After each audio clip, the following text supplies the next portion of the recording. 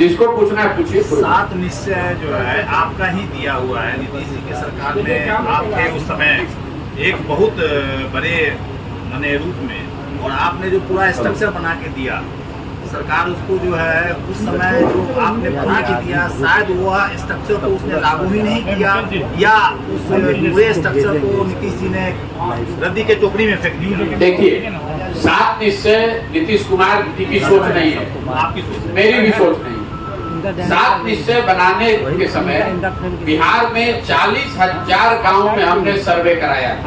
मैं आपको उदाहरण के तौर पे बताऊं, नल जल योजना कैसे बनाई गई। जब गांव में हम लोग गए, सर्वे कराया, तो पता चला कि जो सरकारी चापाकल है वो सामाजिक आर्थिक तौर पर जो मजबूत आदमी है उसी के घर पर करता है। तो मैंने ये बात उठाई कि भाई चापाकल कराने से नहीं होगा, हर व्यक्ति को, चाहे वो किसी वर्ग का हो, किसी जाति धर्म का हो, उसको घर में नल से पानी पहुंचे। तो 7 निश्चय की जो जितनी योजना बनाई गई है, ये प्रशांत किशोर और नीतीश कुमार की सोच नहीं है, ये जनता ने बताया था। जनता ने उस समय बताया था कि जल निकासी बिहार के लोगों की नजर में सबसे बड़ी समस्या उस समय थी। और जब हम लोगों ने आंकड़ों में देखा तो करीब करीब 1/4 FIR बिहार में वो जल निकासी से जुड़े हुए लड़ाई झगड़े के मुद्दे से जुड़ा हुआ था। 7 निश्चय बना, उसकी शुरुआत हुई, उसको करने के लिए बिहार विकास मिशन की परिकल्पना भी मैंने कराई, उसको शुरू भी किया गया। लेकिन दुखद बात यह है कि जब मैं यहाँ से चला गया और नीतीश कुमार जी ने 17 में पलटी मारी और महागठबंधन को छोड़कर भाजपा के साथ आ गए, तो 7 निश्चय पूरी तरीके से ठंडे बस्ते में डाल दिया गया। फिर वही सामान्य योजनाओं की तरह इस योजना को बना दिया गया। अगर 7 निश्चय के काम को 4 जो मैंने आपको गिनाया, अगर ये 4 काम को आपने कर दिया होता, और उस समय इन योजनाओं को करने के लिए मैं आपको बजट भी बता रहा हूँ, हर बजट को भी तय किया गया था कि अगर बिहार के हर घर से पानी की निकासी की व्यवस्था बना दी गई होती, गांव में नाले को बनाकर पानी को बाहर निकाल दिया गया होता, तो आज गांव की शकल सूरत अलग दिखती। अगर बिहार में हर घर में नल से पानी पहुंच गया होता, तो आज जो देश के स्तर पर नल के पानी की पेयजल की योजना चल रही है, बिहार पहला राज्य होता कि 100% घरों में नल से पानी पहुंचता। अगर बिहार में स्टूडेंट क्रेडिट कार्ड को लागू कर दिया गया होता, तो किसी भी परिवार को 12वीं के बाद अपने बच्चे को पढ़ाने के लिए जेब से पैसा खर्च नहीं करना पड़ता। अगर बेरोजगार युवाओं को भत्ता सरकार दे दिया होता सरकार ने, तो बहुत बड़े स्तर पर माइग्रेशन नहीं होता। तो ये काम नहीं किया, और यही वजह है कि नीतीश कुमार से विरोध का मेरा एक वजह भी ये है कि जो योजना उस समय बनाई गई उसको करने के लिए नीतीश कुमार जी ने कोई भी सीरियसनेस शुरुआती 1-2 साल के बाद नहीं की। शुरू के 1-2 साल तो रहे, लेकिन 1-2 साल के बाद नीतीश जी ने इसको छोड़ दिया। अब उनका एक ही एजेंडा है, किसी भी तरीके से पद पर बने रहे, तो 7 निश्चय रहे न रहे इससे उनका कोई लेना देना नहीं है। और कभी भाजपा के साथ, कभी राजद के साथ कुर्सी अपनी बची रहे, यही उनका एजेंडा हो गया है। प्रशांत किशोर जी जन स्वराज यात्रा पर निकले हैं, इनके साथ बहुत बड़ा काफिला निकल रहा है। आज जगह जगह आपका जो बैनर टंगा हुआ उस पर देखने को मिला PK फॉर CM जय बिहार। तो क्या CM पर नहीं, मेरा भाई ऐसा है, देखिए आप जो हमने व्यवस्था यहाँ बनाई है, जो हमारे कंट्रोल में है, आप इसमें कहीं पर भी मेरा एक फोटो भी दिखा दीजिए। PK फॉर CM तो बहुत बड़ी बात है। हमने ना कोई दल बनाया है, ना हम उस दल के नेता हैं, ना हम अपना कहीं तस्वीर लगाते हैं। ये एक अभियान है जो मैं समझता हूं कि बिहार की सारी समस्याओं के मूल में एक समस्या है कि बिहार के लोग अपनी समस्याओं पर वोट नहीं करते।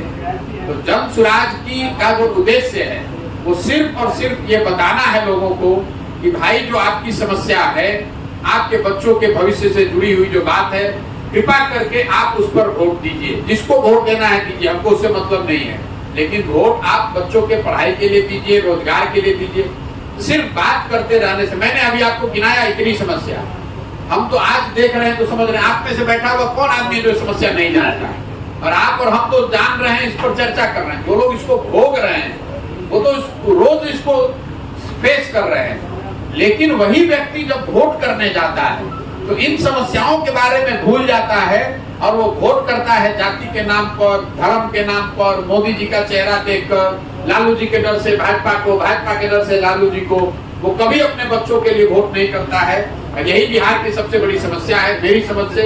और इसीलिए मैं ये प्रयास कर रहा हूँ कि गांव-गांव जाऊं, लोगों को समझाऊं, और लोग अगर समझेंगे तो नई व्यवस्था बनेगी, लोग नहीं समझेंगे तो इसको कोई सुधार नहीं सकता है। आप चाहे जिसको जिताइए, जिसको हराइए, चाहे जितनी मेहनत कीजिए, जब तक लोग अपने अधिकारों के प्रति, अपने बच्चों के भविष्य के प्रति सजग नहीं होंगे, तब तक बिहार को कोई नहीं सुधार सकता है। प्रशांत जी आगे पार्टी भविष्य में तो बनाएंगे ना? मेरे भाई 2 मई 2021 को जब ये अभियान शुरू हुआ, उसी दिन कहा, ये कोई सवाल ही नहीं कि जिस दिन ये पूरी व्यवस्था ही मैं इसलिए कर रहा हूँ कि बिहार में एक नई राजनीतिक व्यवस्था बने, जिसमें दल बने, एक ऐसा दल जो प्रशांत किशोर का न हो, किसी व्यक्ति, किसी जाति, किसी परिवार का न हो, वो बिहार के लोगों के द्वारा बनाया गया हो। तो जिन लोगों को बिहार में दल बनाना है, उनको तो जाकर ढूंढ के निकालना पड़ेगा, उनको जाकर बताना पड़ेगा कि इसकी परिकल्पना क्या है, कैसे वो इससे जुड़ सकते हैं, कैसे बिहार को जुड़कर बदल सकते हैं। वही काम मैं कर रहा हूँ। जब मैंने बताया तो लोगों को लगा, अरे भाई कितना दिन बिहार में रहेंगे, अरे कभी को आ रहे तो चले जाएंगे दूसरे जगह। आप देख रहे हैं कि देश में लोकसभा का चुनाव है, मैं कहीं नहीं जाता हूँ। मैंने उस काम को 2021 में छोड़ दिया, और मैं वो व्यक्ति नहीं हूँ कि काम लेने के बाद फिर दोबारा सोचूं।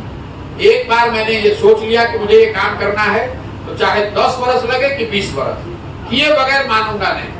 और आप देख रहे हैं, होली, दशहरा, दिवाली में एक दिन भी घर नहीं जाता हूँ, यही रहता हूँ। और आगे इसको करने में चाहे 2 वर्ष लगे कि 5 वर्ष, मेरे लिए पदयात्रा कोई किलोमीटर का मायना नहीं है कि कितना किलोमीटर चलना है। इस पदयात्रा में हम आपको ये नहीं बता रहे कि हम कितना किलोमीटर चल रहे हैं, हम आपको ये नहीं बता रहे कि कितने दिन में कर लेंगे। मेरा बस एक ही प्रयोजन है कि पूरे बिहार को सुधारने के लिए, लोगों को जज्बे को झकझोरने के लिए, चेतना को जगाने के लिए मैं खुद पैदल चल के जाऊं, उनको बताऊं कि भाई आप अपने और अपने बच्चों के लिए खड़े होइए, ये व्यवस्था बनाइए। और जो काम मैं पहले करता था, मैं लोगों को, नेताओं को सलाह देता था कि भाई आप चुनाव कैसे जीतिएगा, कैसे संगठन बनाइएगा, वही काम हम आज भी कर रहे हैं। वो काम मैं दलों के लिए नहीं, नेताओं के लिए नहीं, बिहार की जनता के लिए कर रहे हैं। अगर आप पत्रकार हैं, अध्यापक हैं, राजनेता हैं, समाज सेवी हैं, आप चाहते हैं कि बिहार में नया विकल्प बने, और आपको लगता है कि आप में वो क्षमता है, आपको थोड़ी मदद चाहिए, तो हम आपको मदद कर रहे हैं कि आप आइए, जुड़िए, नई व्यवस्था बनाइए। आखिर अगर बिहार को सुधारना है तो बिहार के लोगों को ही प्रयास करना पड़ेगा। पंजाब से आदमी आकर बिहार को सुधारेगा नहीं। और ये कहते रहने से कि क्या करें, विकल्प ही नहीं है। अगर विकल्प नहीं है तो विकल्प बनाना पड़ेगा। लोग विकल्प क्यों नहीं बनाते? लोग विकल्प इसलिए नहीं बना रहे हैं कि आप समझते हैं कि हमारे पास साधन नहीं है, हमारे पास व्यवस्था नहीं है, हमको राजनीतिक चुनाव की समझ नहीं है। तो जन सुराज वही अभियान है जिसमें हम आपको बता रहे हैं कि आप व्यवस्था की, पैसे की, संसाधन की, चुनाव जीतने की चिंता छोड़िए, वो चिंता हम पर, जन सुराज पर छोड़िए। आप अपने बच्चे के लिए, अपने अधिकार के लिए, बिहार को सुधारने की अपनी भावना के लिए खड़े होइए। अगर सब लोग खड़ा होगा तो सुधार होगा। हमारी भूमिका नेता की नहीं है, हम इसके कुम्हार हैं। घड़ा जो है वो तो मिट्टी और चाक से बनता है। आप कितने हुनरमंद कुम्हार हो, अगर आपके पास सही मिट्टी और चाक न हो तो आप घड़ा बना सकते हैं। तो मेरी भूमिका कुम्हार की है। मैं वो मिट्टी और चाक बिहार की समाज से ढूंढ कर निकाल रहा हूँ, जिसको मैं थोड़ा सा सहारा दूं तो अपनी ताकत से खड़ा हो और सुंदर और बेहतर व्यवस्था बिहार में बनाया जा सके।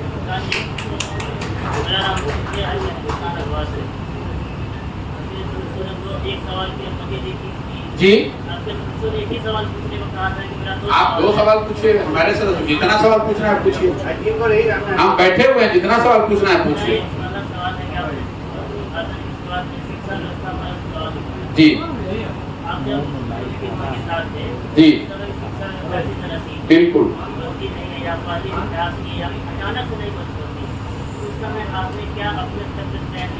बिल्कुल।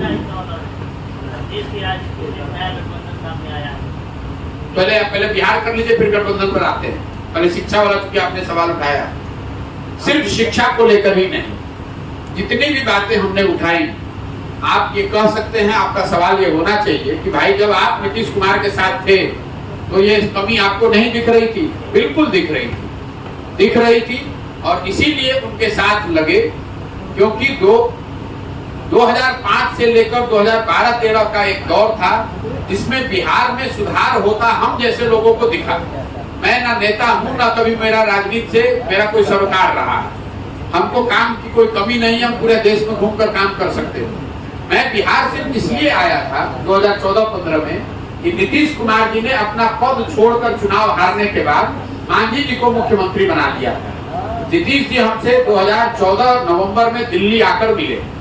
उनको किसी ने बताया था कि बिहार के एक लड़के ने मोदी जी का कैंपेन किया है। तो नीतीश जी जब मिलने आए, बातचीत में मैंने उनको ये जरूर कहा कि आप बिहार के मुख्यमंत्री के तौर पर 5-7 साल में आपने जो सुधार की प्रक्रिया शुरू की है, इसको आगे बढ़ाइए।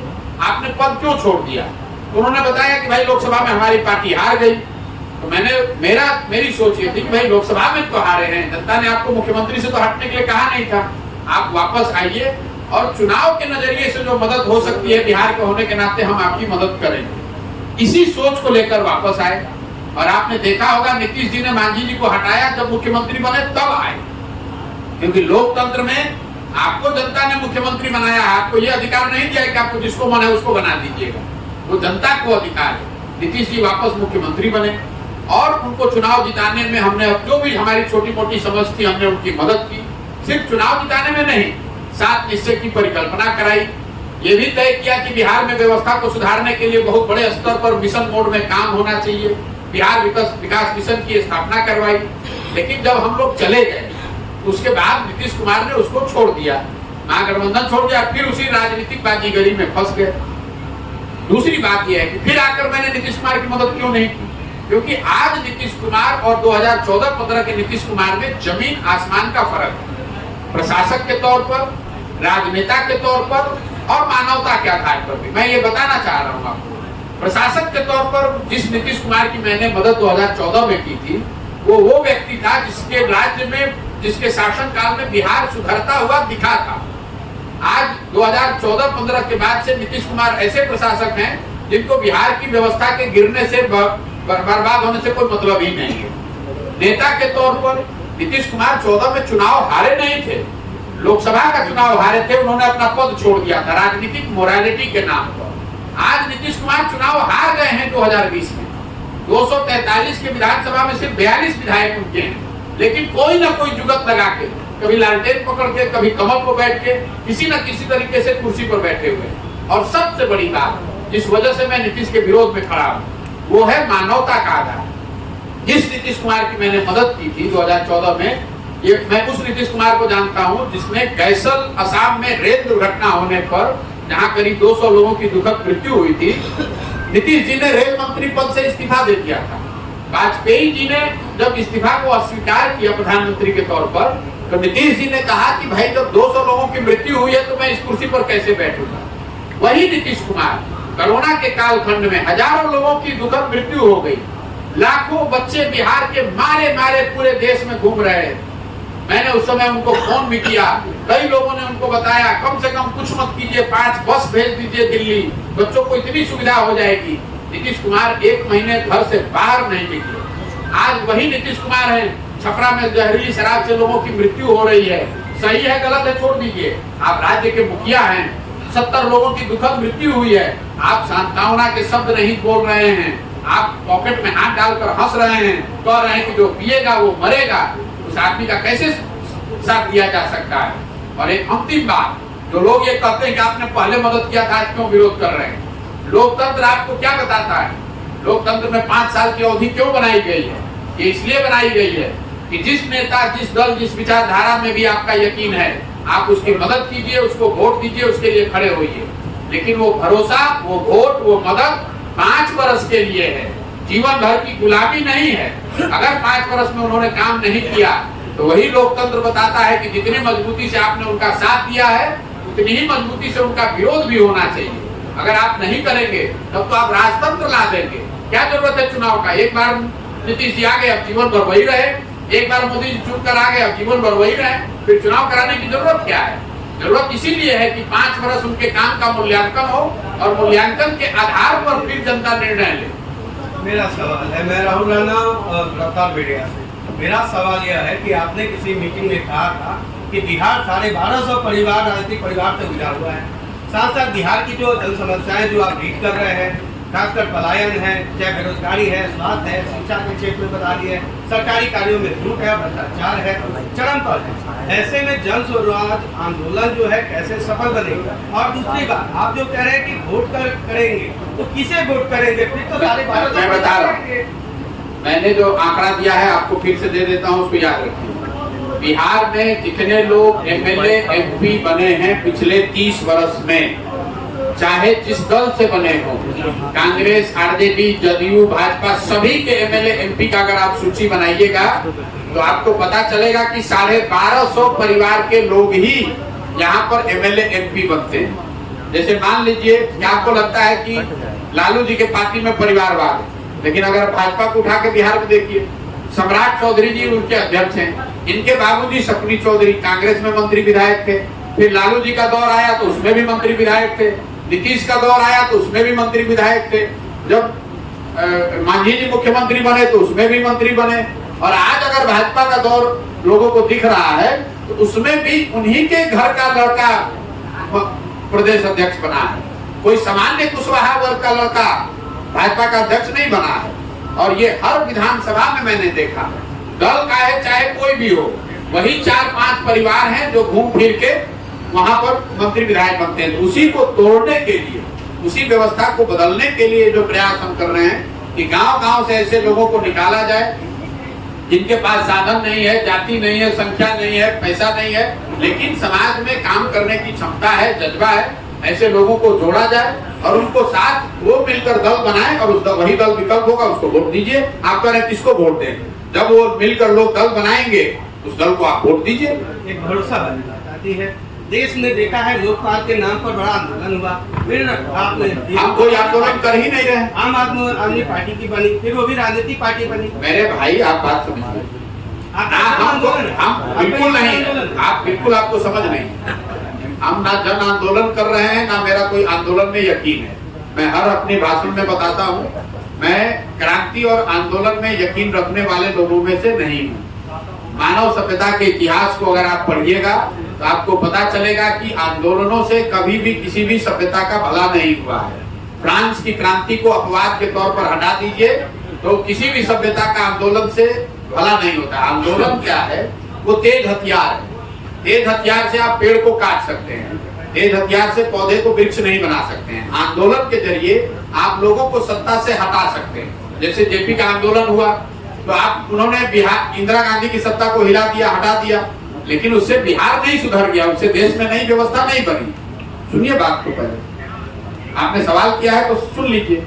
ये अभियान है, आंदोलन। किसी बात को शब्द का चयन करते समय ध्यान रखिए, आंदोलन नहीं है, ये अभियान है। जहाँ जाकर समाज को हम ये बता रहे हैं कि आपकी समस्याओं के मूल में, जड़ में ये दिक्कत है कि आप अपने अधिकारों के प्रति, अपने बच्चों के भविष्य के प्रति सजग नहीं है। वो सजग होइए और अपने बच्चों के लिए नई व्यवस्था बनाइए और उनको वोट कीजिए। यही बात कर रहे हैं। ये कहाँ आंदोलन है, कहाँ धरना प्रदर्शन कर रहे हैं, कहाँ किसके खिलाफ बोल रहे हैं? हम तो जाकर जनता को बता रहे हैं कि भाई आपकी गलती है। नेता को क्यों गलती गाली दे रहे हैं? नेता को आप जिता रहे हैं। आप मुजफ्फरपुर में देख लीजिए, एक ही परिवार के आदमी पिछले 30 साल से यहाँ सांसद बन रहे हैं और आप लोग तो सब पत्रकार प्रबुद्ध लोग हैं, आप लोग भी वोट दे रहे हैं, सब दे रहा है वो। तो क्यों दूसरे को कह रहे हैं कि भैया गलती वोट दे रहा है? आपको मालूम है कि वो आदमी काम नहीं कर रहा है, फिर भी जाकर वोट दीजिएगा। तो जब तक ये नहीं सुधरेगा तब तक आपने यहाँ पर इनके बाबूजी को, इन सांसद के महोदय के बाबूजी को आपने पहले जिताया आरजेडी के नाम पर, फिर आपने उनको जिताया जदयू से, अब उसी परिवार के आदमी को आप भाजपा से जिता रहे। कुछ परिवर्तन हुआ? नहीं हुआ। आगे भी अगर वो कल जनसुराज से जीत जाए तो उससे क्या परिवर्तन हो जाएगा? यही बात तो आपको बता रहा हूँ। जब तक समाज नहीं जगेगा तो कोई किसी सिंबल से जीत जाने से क्या है? जब जिसका हवा रहेगा वो जीत जाएगा। अच्छा प्रसाद जी, एक चर्चा चल रही वन नेशन वन इलेक्शन, जी, आपकी क्या प्रतिक्रिया? मेरी प्रतिक्रिया ये है कि अगर सही नियत से इस चीज को किया जाए और एक ट्रांजिशन का फेज हो 4 साल 5 साल का, ताकि सबको उस व्यवस्था में आने के लिए एक समुचित समय मिले, तो ये देश के हित में है। ऐसा इसलिए कि सबसे पहले तो ये देश में पहले लागू था 17-18 साल तक। दूसरा, भारत जैसे बड़े देश में, मैं खुद इलेक्शन से जुड़ा रहा हूँ, हर साल 25% भारत का हिस्सा करीब करीब वोट करता है। तो पूरे टाइम सरकार चलाने वाले लोग जो हैं वो इसी चक्र में फंसे रहते हैं, आज यहाँ इलेक्शन आज वहाँ इलेक्शन। अगर इसको एक बार या 2 बार में किया जाए तो ज्यादा बेहतर होगा, उससे खर्च भी बचेगा और जवाबदेही भी बचेगी, जनता को भी एक बार ही निर्णय लेना होगा। अब लेकिन चूंकि ये व्यवस्था 67 के बाद से करीब 50 वर्षों से बन गई है, इसको ओवरनाइट अगर आप ट्रांजिशन करेंगे उसमें दिक्कत आ सकती है।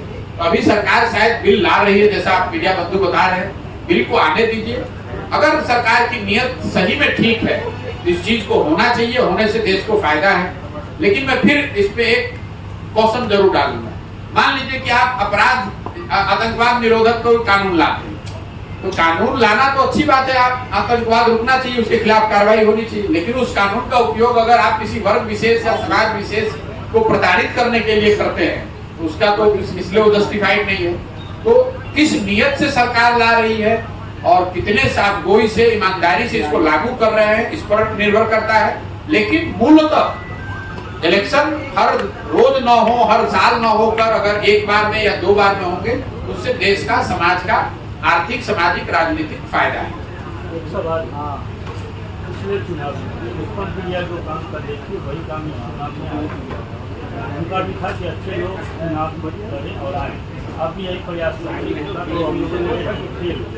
मेरे भाई, अब आप पत्रकार हैं, आपको पीछे के प्रयास और इस प्रयास में दोनों एक ही जैसा दिख रहा है। तो आपकी विद्वता और समझ को मैं छोड़ के उस पर कोई कमेंट नहीं करूंगा। अगर आपको लग रहा है कि बिहार में इस तरह का प्रयास होता रहा है, पहले आपने किसी का नाम लिया तो आपको शायद जानकारी, हमारी जानकारी में तो इस तरह का कोई प्रयास 75 साल में तो बिहार में हुआ नहीं है। लेकिन अगर हुआ है और फेल हुआ है तो हम भी फेल हो जाएंगे, उसके लिए आप घबराइए मत। बिहार में अगर भविष्य चुनाव लड़ती है तो किसके साथ महागठबंधन के साथ रहेगी या फिर जनता के साथ गठबंधन बना हुआ है। आप चिंता महागठबंधन का मत कीजिए। और एनडीए का अभी एक मानगी के तौर पर एक एमएलसी का चुनाव जनसुराज से एक निर्दलीय को लड़ाया गया। एमएलसी का चुनाव शिक्षकों का लड़ाया गया। भाजपा को वहां 450 मत आया है और महागठबंधन को 3000, और जो जनता का उम्मीदवार था जनसुराज समर्थित, उसको 4000 वोट आया, वो एमएलसी जीता है। आप गठबंधन की चिंता थोड़े दिन के लिए, जो लोगों को गठबंधन करना नहीं करना उन पर छोड़ दीजिए। जनता का गठबंधन है, एक बार जनता खड़ी हो गई तो ना एनडीए की गठबंधन की जरूरत है, ना महागठबंधन की जरूरत है। हमको क्या लगना है, आप ज्यादा, आपको समझ है स्पेस है कि नहीं है। इंडिया में सॉफ्ट कोड है, पार्टी बनाते हैं, क्या जरूरत है किसी के साथ? आप पहले मान के चले हुए हैं कि भैया किसी के साथ नहीं चलेगा, ये आपकी समझ है। सर पब्लिक सवाल अगर देखिए, हम यहाँ बैठे हुए हैं, आप 2-4 घंटा भी सवाल कर सकते हैं, लेकिन अगर आप सवाल करते समय तैयार होकर नहीं आए हैं तो हम उसका जवाब देने के लिए यहाँ नहीं बैठे। पब्लिक लाइन से चंदन, एक सवाल है। बीजेपी कह रही है कि प्रियंका और राहुल आम भाई बहन नहीं, लेकिन उन्हें सोनिया गांधी का साथ भी नहीं मिलता है। क्या प्रियंका गांधी को सिर्फ चुनावी इस्तेमाल के लिए लाया जाता है? देखिए मेरे भाई, ऐसा है, बीजेपी या किसी भी व्यक्ति को इस तरह की टीका टिप्पणी से बचना चाहिए, क्योंकि कोई पारिवारिक, कोई भाई बहन का क्या संबंध है, पति पत्नी का क्या संबंध है, माता पिता का क्या संबंध है, ये ना आप जानते हैं, ना हम जानते हैं, ना बीजेपी वाले जानते हैं। तो इस तरह की टीका टिप्पणी राजनीति में मैं उसके पक्ष में नहीं हूँ, मैं उसके समर्थन में नहीं हूँ, और मैं समझता हूँ कि ये गैर जरूरी है, इसलिए मेरे टिप्पणी करने का तो कोई सवाल ही नहीं उठता। मुंबई जाते समय लालू यादव बोले कि प्रशांत किशोर बिहार में जिस तरह से अरविंद केजरीवाल दिल्ली में, भैया ये जो प्रयास है ये आम आदमी पार्टी और अरविंद केजरीवाल से प्रेरित नहीं है। ये जो मेरा प्रयास है जनसुराज का, ये आजादी से पहले जो कांग्रेस थी, महात्मा गांधी के नेतृत्व में जो कांग्रेस चली, ये उस तरह की व्यवस्था को पुनर्जीवित करने का अभियान है।